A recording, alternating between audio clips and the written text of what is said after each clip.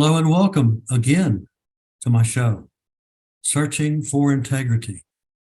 My name really is John Smith. I'm searching for people. Why? Name of my TV show. It's not a TV show. It is on YouTube. Searching for Integrity. My name really is John Smith.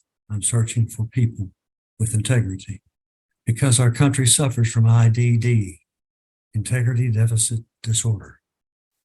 It's a mouthful sometimes. We have as our guest today, author Stephanie Bailey, a longtime love coach and expert, and she brought her book. Did you bring a book in the head? Your head? It's on my memory time. There it is. That's good. Hard to see. Yeah, that's good. That's the way to do it. Let's see. I'm searching for people with integrity because our country suffers from IDD, integrity deficit disorder. We have you, which is good, the love coach. And I'm looking at the Humorous collection of dating tips and Misadventures, part of your book's title. And the title is, have I brought the title up? 99 Types of Guys. There you go. 99 Types of Guys. That sounds like, now these 99 are all dating her on one night. That'd be a lot of dates. That's right. I don't know if I have that much time. Or energy. Right. This was quite an endeavor you've done here. It's really something. When did you start on the book? So I started the book in my 20s. I started really writing it on actual paper because I didn't have a laptop at the time. So it was back in 2000. And it was a friend of mine, it was a male friend of mine that was being sarcastic and said, "You've dated a lot of men, you should write about it." And I was like, huh. And I started jotting down just descriptions of guys that I've dated. And then when I would go out to brunch or lunch or coffee with girlfriends, they would confirm, like, I've dated that type. And so that's where it started to really take off, was knowing that there was something there. And originally my book was divided into 3 books, men I dated in my 20s, 30s, and 40s. And then I met with another professional book person. This was back in 2010, I want to say. And he was like, it should be 1 book and it should be 99 types. At the time, I had 129 types total between the 3 books. So I narrowed it down to 99. That's why there's another book that'll come out next year. But 99 is just a catchier name. And so from there, I just proceeded to try to find a publisher. I had a hard time back then getting a publisher, but my illustrator is amazing. He's my best friend, Kimberly, that's her brother. And so he fell in love with the book and was like, I will illustrate. So I feel super blessed to have Kyle Malone be my illustrator in my book. And I really wanted to make sure that it wasn't a male bashing book. I wanted to be funny and sarcastic, but yet informative, so that, if you're out there dating, especially as a woman, you're not feeling alone. If you're getting ghosted, like I know what that feels like. I also know what it feels like, to date a businessman or to date, the romantic, the chivalrous guy. So every guy in the book that I've mentioned, I've either dated or come across or had a relationship with. I can understand that. 99 is enough. 99 is enough. I finally found my person, but yes, it took more than 99, but I did find him. Now, I had an idea, or at least when I was going through your media information, that I was looking at all these different names, that they're adjectives. Mm-hmm. And I got to thinking, okay, does research allow you for same names, like out of the 99 who have Are there 10 Bobs, 6 Steves, and 5 Jims? Where is that? Was there one? I Was there one name, regular name, that's going to fall out?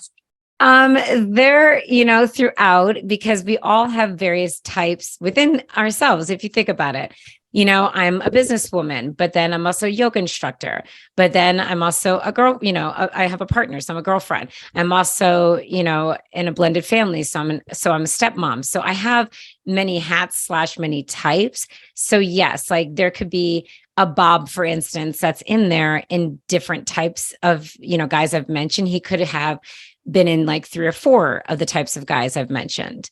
Same thing if there's a Steve, there could have been like, 4 or 5 different types, that he was. So yes, like there's weaving throughout. It's no, there's not one guy that made one type of guy. Each type is based on several different types of guys. Because of all the different personalities. And like I said, sometimes it would take one date and I'd be inspired and be like, oh, that's definitely a new type, but then I might, as I'm dating further, my 30s, meet somebody that was similar to the same person that I dated in my 20s. And I'm like, okay, now I got a story. So yes. And you do. Now, I thought about your title. And I thought, no, my wife said, no, you can't have her call that. She's already got a type. And what I said to her was that 99 losers. But that would be like a male bashing book. So yeah, that's true. I'm trying to keep it like the whole point of the book is to walk away. So my whole theory of the book, where it came from is, if you're a narcissistic woman and you meet a narcissistic guy, here's the description of him. And then that's your perfect match potentially, right? It's the same thing. It's like, if you love to baby talk and that's your thing, well, then a baby talker is probably going to be great for you. So it's just giving like a description and saying, each for his own, because we all have our tolerance levels and we all can date somebody based on what we're attracted to, what we're pulled to, what our tolerance levels are. So what I could handle might not be what somebody else could handle, and vice versa. So that's why I tried to make it sassy and funny. I mean, yeah, there's somewhere I'm like, run, but again, Sure. if you feel you're that type, then maybe you wouldn't run. That would be your match. So Well, I also had a saying that I thought about as I was going through the list. And part of that saying was, you can't tell a book by its cover. Mm. And did you ever feel that way about the characters inside? nope. I feel like you can by this cover because it's me and my bestie. We're in a car. I'm parked. Her arms are up in the sky. And then I'm, looking down with my sunglasses. And then behind it, there's silhouettes. I'll try and show it again. It's hard to see. I don't know if you can see that, but I tried to make it a little bit. Back it up a little bit. There we go. There you go. So I think it's like this weird, but yeah, so it's probably. like, it's hard to see, but I tried to make it where it, like the cover is fun and the back, how he created it. My illustrator, it's like a silhouette of men. It says 99 Types of Guys, a humorous collection of dating tips and misadventures. And then it shows us having fun. So, and then it has her Frenchie, Ruby in the back. And then it has my cat who passed away, unfortunately, also in the back, but they were best friends as well. So my cat and her dog were best friends. And so I tried to make it a sassy, fun cover. So then again, it's not like resembling like this hateful book towards men, because I don't hate men. So I really, emphasize that, like, if you're looking for a male bashing book, to put this book down, that's not what the book's about. Well, that's a good way to do it. And probably if you tried to do that, it would drain a lot of energy. Yes, absolutely. When you don't want to. Right. Plus, every experience that I had was a learning lesson. So I was trying to put some lightheartedness to it, to say, you might have to kiss a lot of frogs before you meet your person. And it's okay. It's okay to let go of those timelines, because we put timelines out there, especially as women often. And I wanted to really say, like, here's a bunch of guys I dated. And so it took me a while, and that's okay. I'd rather have waited than jumped into wrong relationships and been, a 3, 4, 5-time divorcee, which not that that's wrong. I mean, that's each to his own, but that was never my goal. So I would have rather dated a bunch of men and then have been able to create this book to help women or gay men. If you date, this book is for anybody that dates men. It's also for, even if you're married and you want to, connect with your single friends and get a better idea of the dating world, that's who would also read it. Or if you're in a relationship and you want to see what type of guy you're with, or vice versa, you're a male and you want to see what type of guy you are based on what I've written, that's my target market. So it's really for anybody. Well, I would think so. Some though will just refuse to, to bust the bubble. Right. And to be difficult, I guess. That's a lot of patience you have in this lifetime. Thank you. Well, doing something like this, it really takes it out of you. And so it's a certain energy for that.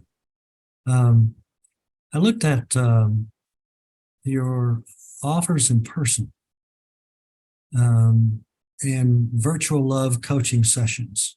Mm-hmm. Do you do that, say, on the internet? Yes. So basically, I'm a love coach, self-love coach and expert. And so, my clients, there's some clients that are here in Colorado, and then I have clients that are virtual. So I do that through FaceTime. If they don't have FaceTime, we do WhatsApp. So that's where their sessions come from. And my belief in this world is until you can love yourself, you can't expect anybody else to. It's cliche. We've heard this before, but it's that really understanding of like what self-love means. And it's not about, our materialistic things. It's not about what we look like. It's not about the clothes we're wearing, the car we're driving, the house we live in, the the job we have. It's really about that internal self-love. And I feel like most of the time, the more you have, the more insecurities you develop. And that in turn will make you settle for, relationships, friendships, jobs that you're not happy with. So it's really working on ourselves in that deep, profound way. And yeah, it's super rewarding. I love that part. Well, I think that you probably should. And you can do this for a long time. Yes. Very, very much so. I looked at our,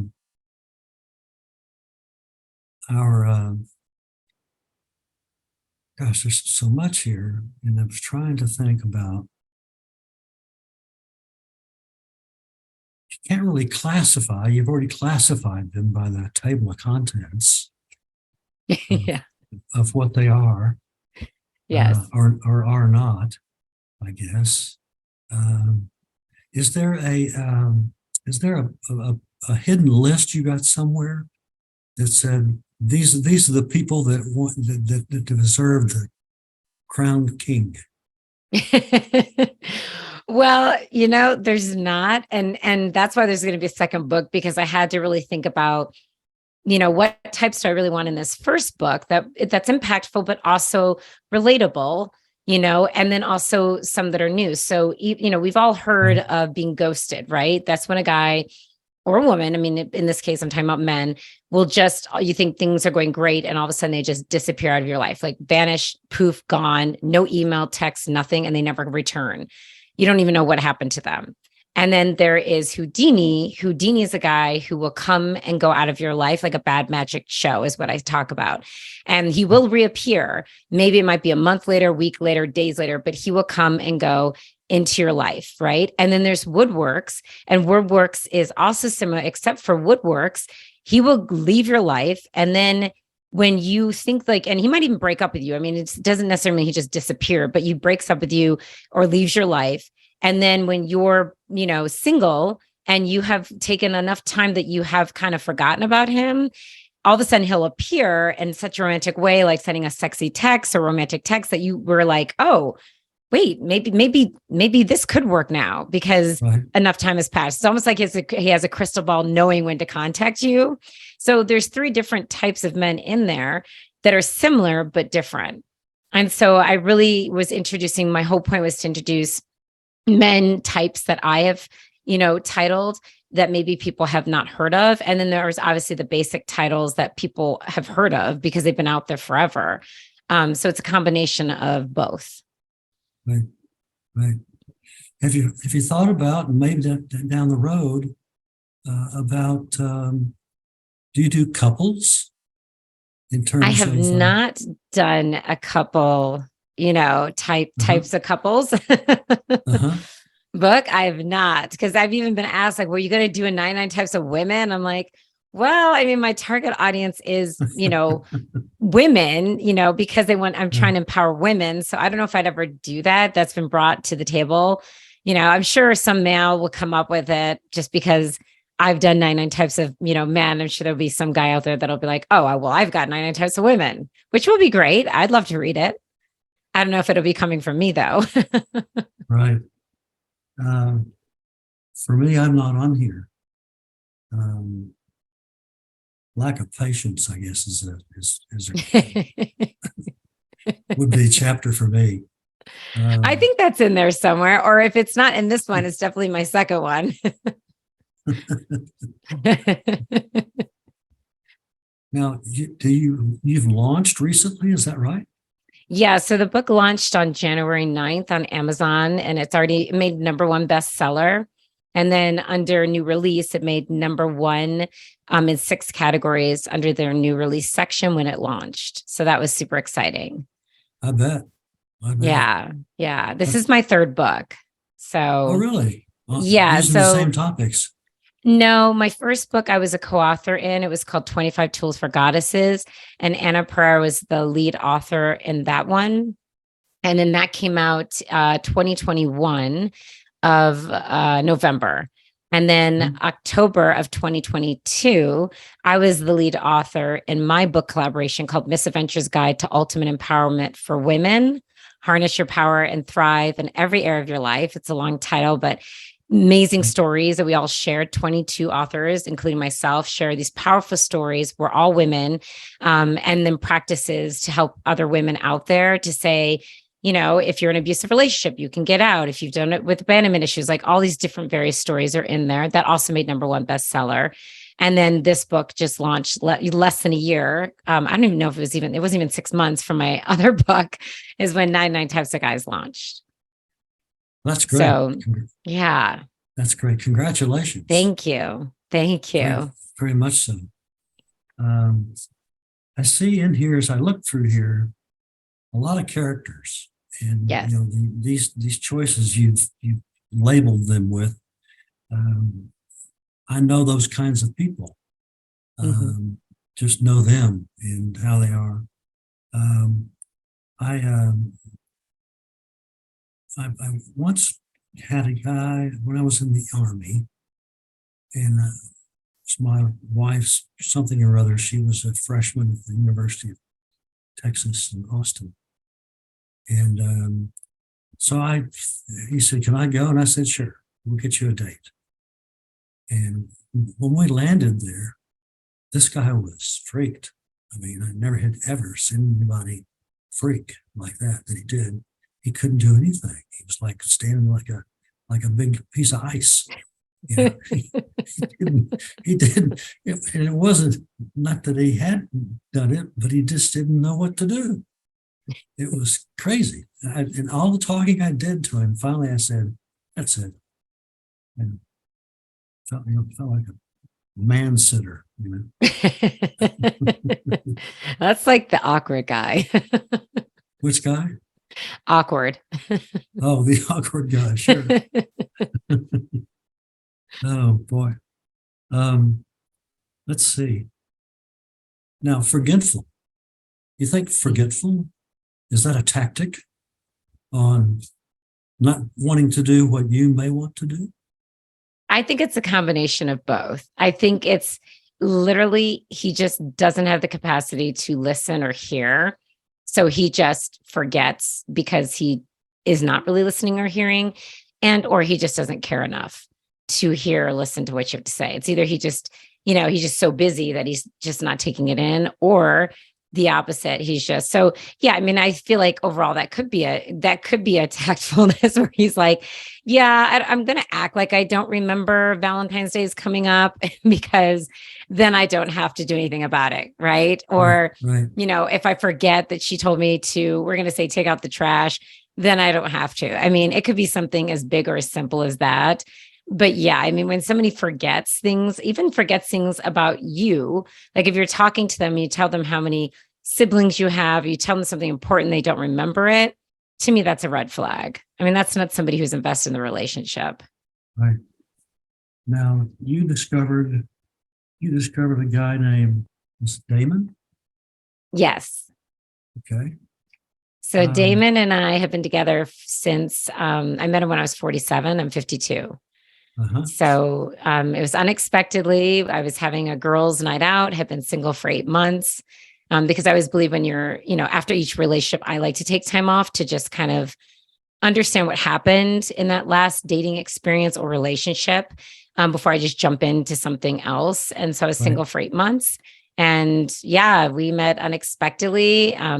He wasn't necessarily my type, not that I had a specific type, but I just, the joke is like, I thought he was really pompous and just a little arrogant. And so I wasn't giving him the time of day. And then I had to go to the bathroom, the ladies' room. I came back. There's nowhere else for me to sit except for next to him. And I kind of reluctantly sat next to him and kind of turned so that, my back was sort of like, facing him. Right. And then he turned and started talking to me, and we started having these really in-depth conversations. And before I knew it, all of our friends had left because our friends kind of grouped together. Everybody had left and we were just talking. And I was like, wow, this guy is really has more layers to him than I thought. Mm-hmm. And yeah, we've been together since. That's great. Yeah. And now we have a blended family. So I'm a stepmom to his 2 boys. Wonderful. Yeah. So see, you never know. You never know you're going to find your person. That's right. I've got somewhat of a similar story about that. When I was a young controller, the girls that worked in the office of this printing company were getting ready to make a lot of the Russell and so forth. I said, "Where y'all going?" I said, "We're going to go see a psychic." I said, "What do you mean you go see a psychic?" "Well, that's what we do. We go down and talk to him, et cetera, et cetera." And I said, "Can I go and watch or something?" So Al said, "It's okay." So I went there and got there, and she, the older woman, was probably at that time was probably in her 80s, and I sat there and just didn't realize that she was seeing into the future. Mm-hmm. of what this person was going to be like, and I'm shaking my head. I'm divorced. I don't want to remarry again. I'm divorced. And anyway, that turns out I did divorce, but I didn't know her. But it was in a restaurant, same thing, and it was something that the woman, the psychic, Mrs. What was her name? Say Mrs. Brown. She would say something to the effect of, she's just described it, height, weight, color of hair, the whole thing. And I asked her, I said, "Well, now, how am I going to know?" And she said, "You'll know." Just like that, "You'll know." So I was at that time, I'd been unmarried for a couple of years, and I was having a great time. And it was a really good thing. I met a lot of people. But in the restaurant, when all of a sudden this voice says, "She's the one, she's the one." And I guess it was on our 4th date.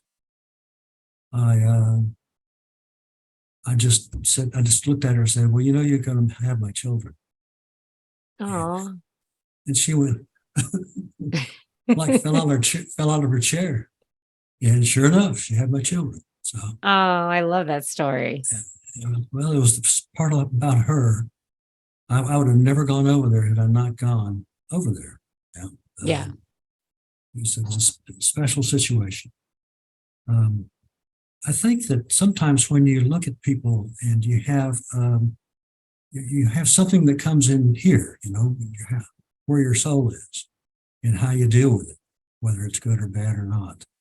But you also know that when you have decisions like that, you reach down, you reach in to see you can make it work, and you can continue the work, that type of Oh, thing. absolutely. As a male.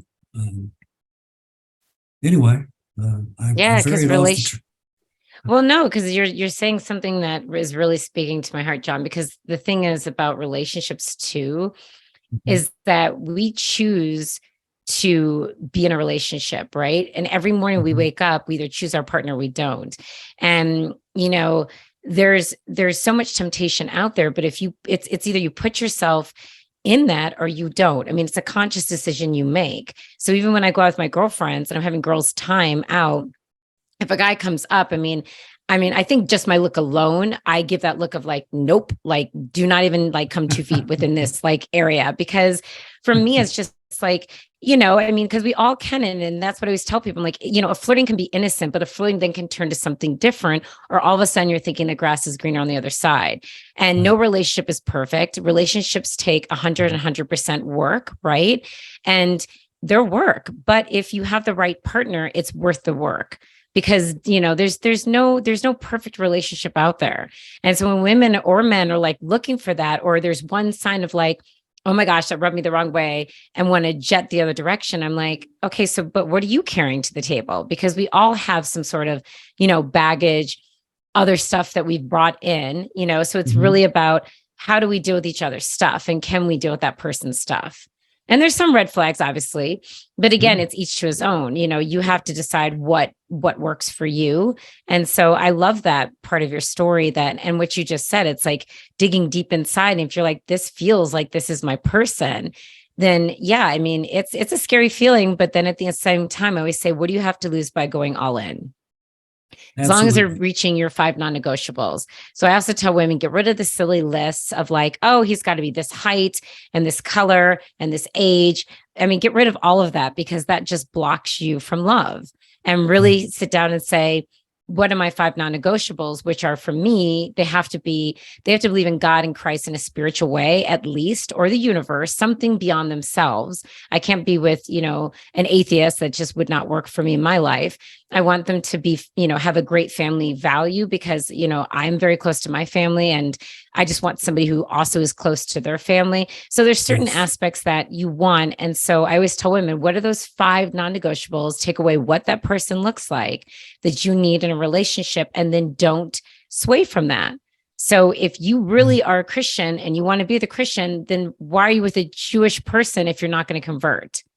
So it's like, so it helps sure, us to like not, spend so much time with somebody who's not meant to be with us, because you're not in here to change each other, right? We're here to like mhm, grow and then compromise, ourselves. So when I come mhm, into a relationship, I'm not looking for somebody to change me. I'm not looking to change my partner. But what I am looking for is that we're both going to compromise on certain things because that's what's going to help a relationship grow.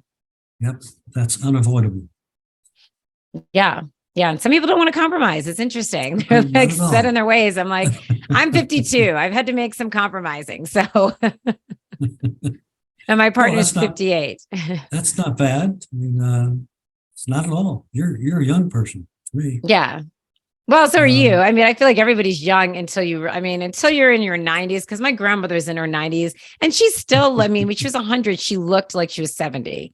She was still oh, rolling, really? roaming around like she was like 70 years old. So, Right. I wonder what it would be like.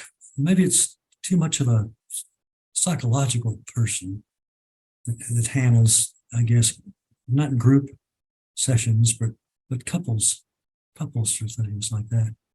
mhm. Um, I don't know. Maybe it is, maybe it isn't. Tell us now, if you would, tell my um, uh, listeners that Yeah. all the places that they can buy your book.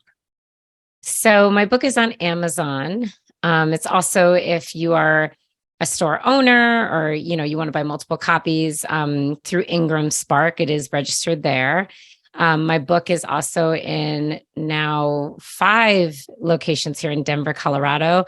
So it's in a store called Wish Gifts here in Colorado, the Artisan Center, Boho Succulent, Rejuvenation on the Rocks. And then also my book is in the Barnes and Nobles here in Denver, Colorado, because I'm doing a book signing this coming Sunday there with my book.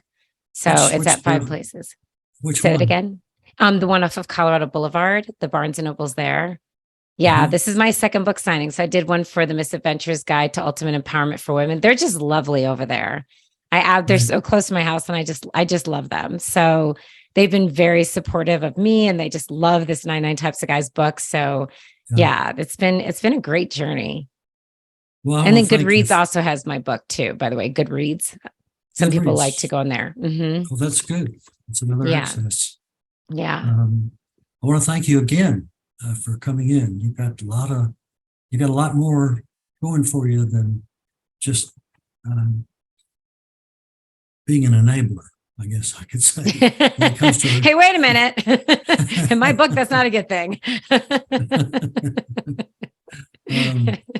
So anyway, I'd like to say thanks again and to thank my listeners. Thank tuning you. into Searching for Integrity. As I have my adios, so long and happy trails to all.